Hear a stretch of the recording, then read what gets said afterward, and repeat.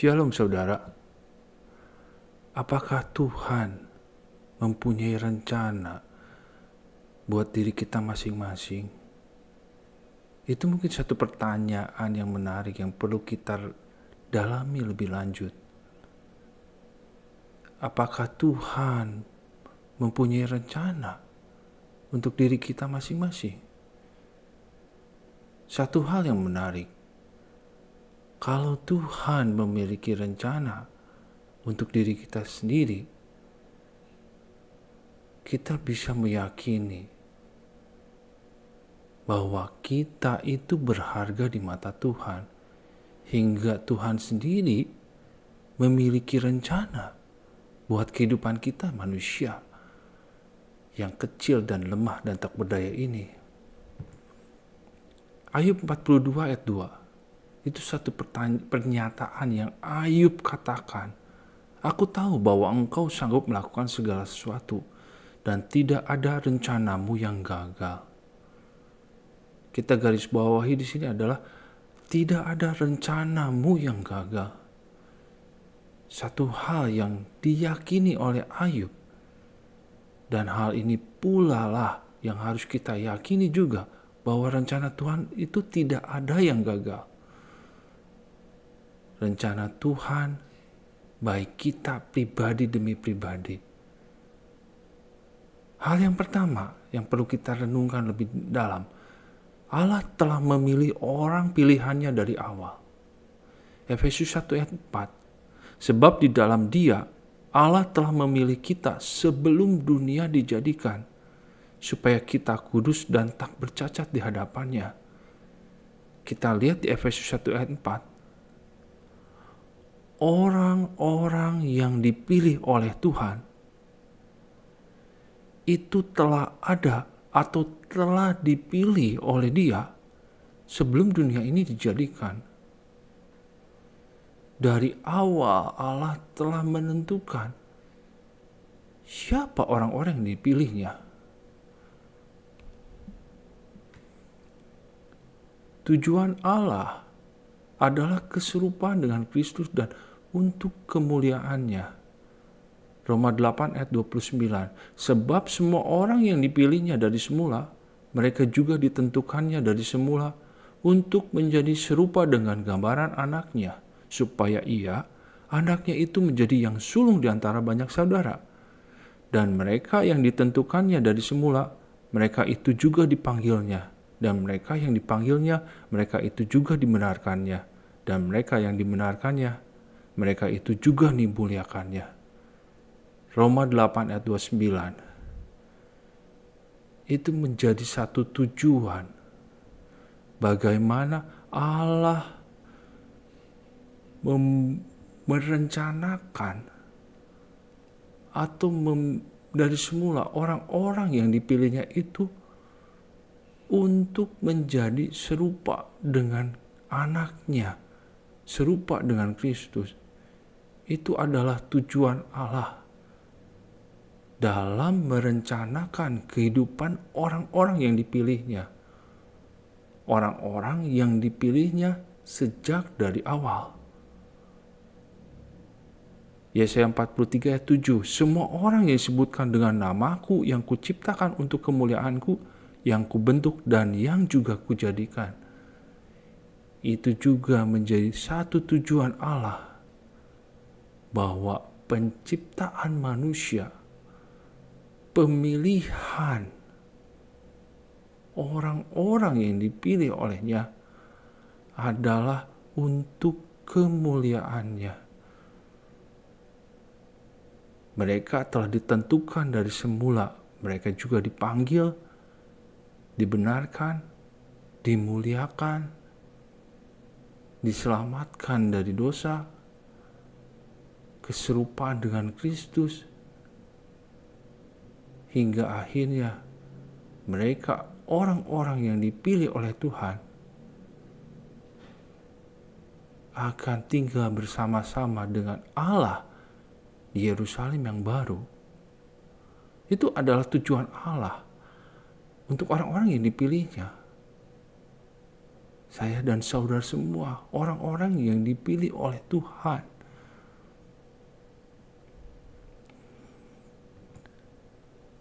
Dari ayat-ayat tersebut kita bisa menyimpulkan bahwa Tuhan telah menentukan suatu rencana utama untuk setiap orang yang dipilihnya. Ada satu main plan, jadi ada satu rencana bahwa orang-orang itu telah ditentukan dari awal hingga akhir hidupnya. Dengan menentukan rencana untuk setiap orang yang dipilihnya, berarti Allah berdaulat atas hidup kita.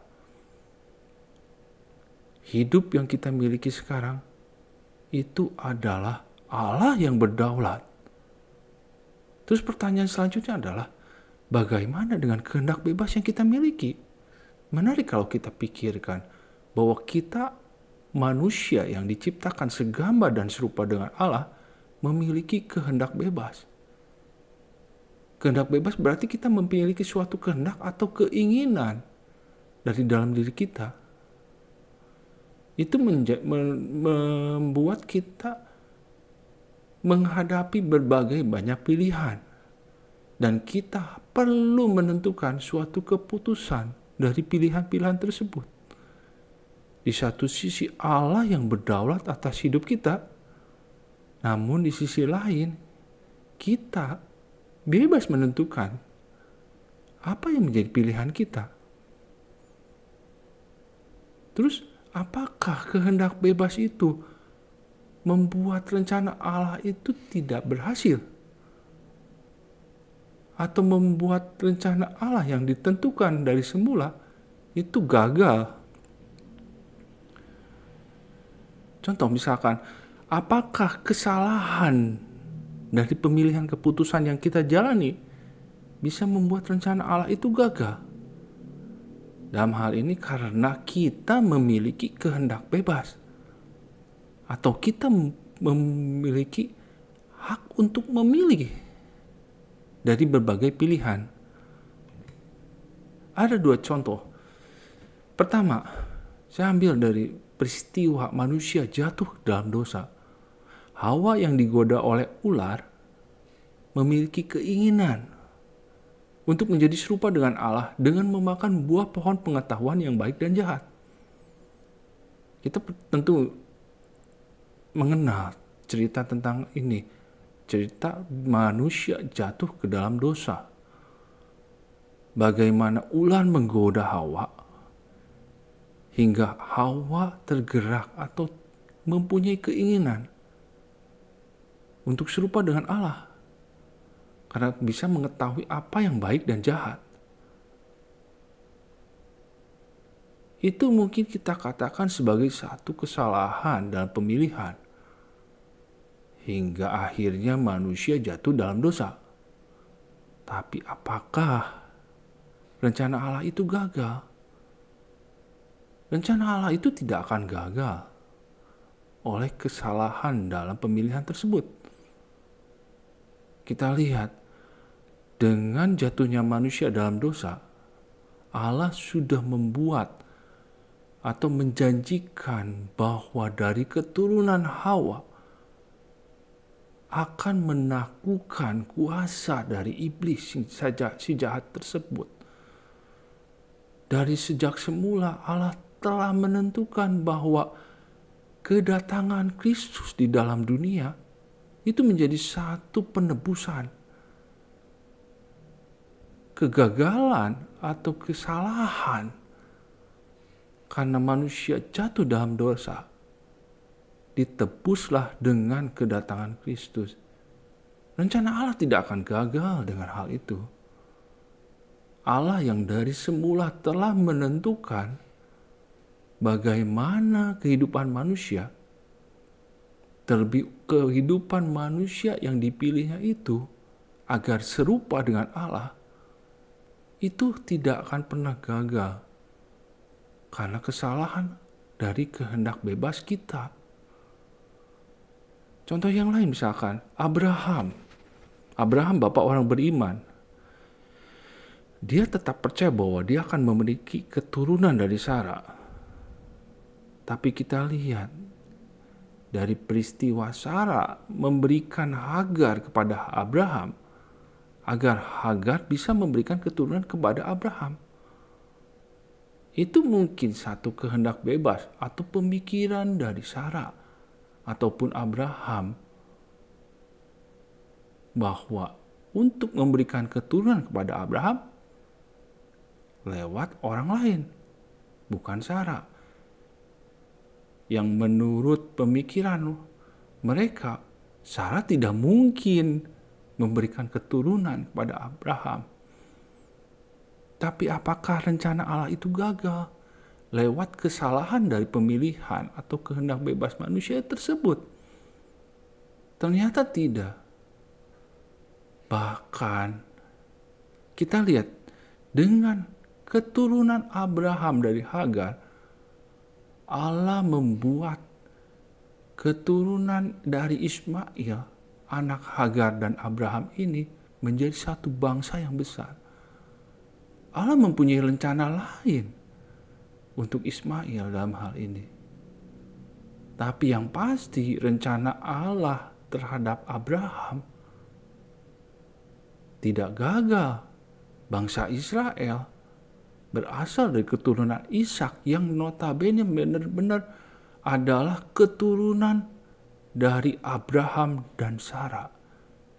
Itu bukti nyata bahwa rencana Allah itu tidak gagal.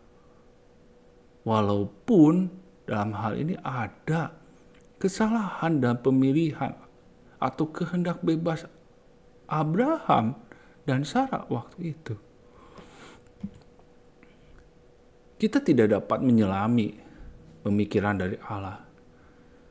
Kita hanya manusia yang terbatas, yang berusaha memahami ketidakterbatasan Allah. Sama seperti Ayub.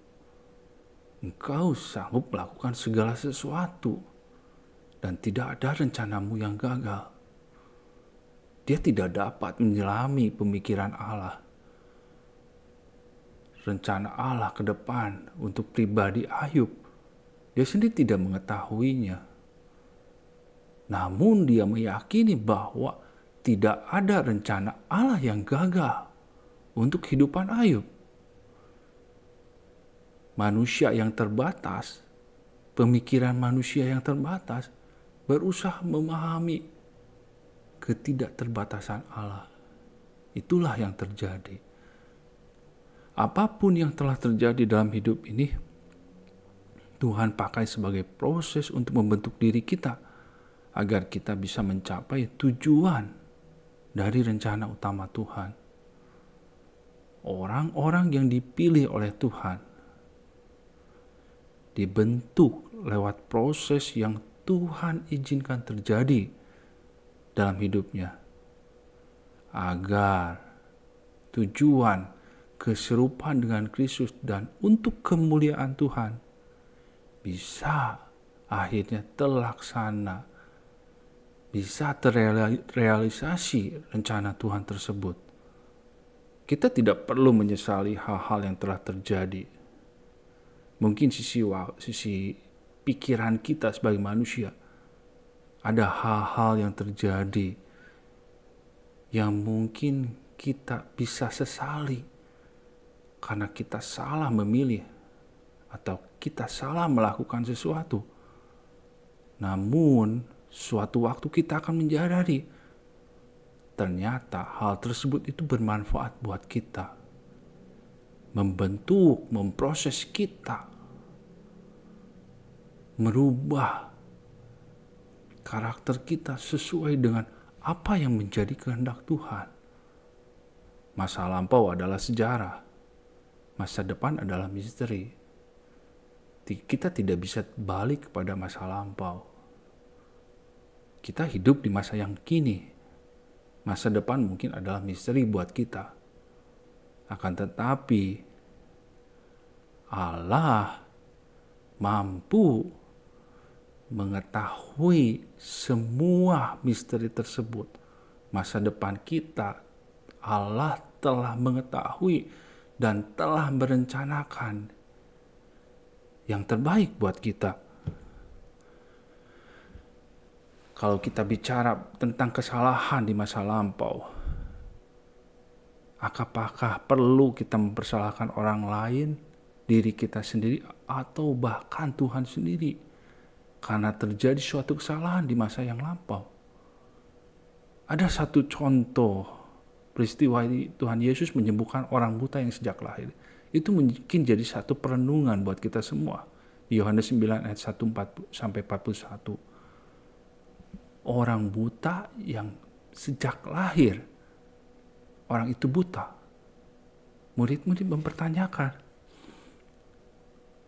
apakah itu kesalahan orang tuanya hingga orang tersebut buta, ataukah karena kesalahan dirinya sendiri? Itu mungkin satu pertanyaan yang sering kita pertanyakan kalau kita misalkan melihat ke belakang. Kenapa bisa hal itu terjadi dalam hidup kita? Tapi yang menarik, jawaban Kristus hanyalah apa? Apapun yang telah terjadi itu hanya untuk kemuliaan Tuhan. Semua terjadi hanya untuk kemuliaan Tuhan semata. Jadi semua kesalahan-kesalahan yang mungkin terjadi tak perlu kita persalahkan, baik diri kita sendiri atau orang lain, bahkan Tuhan sendiri. Kita seakan-akan mempersalahkan Tuhan karena Tuhan mengizinkan semua itu terjadi dalam hidup kita. Walaupun di satu sisi itu terjadi karena keinginan atau kehendak bebas kita yang membuat hal itu terjadi. Jangan pernah kita mensalahkan semua itu. Semua itu terjadi hanyalah untuk kemuliaan Allah semata. Itu hal yang perlu kita yakini. Puji Tuhan. Saya cukupkan sekian bagian pertama ini. Kita akan lanjutkan di bagian selanjutnya. Tuhan Yesus memberkati kita semua.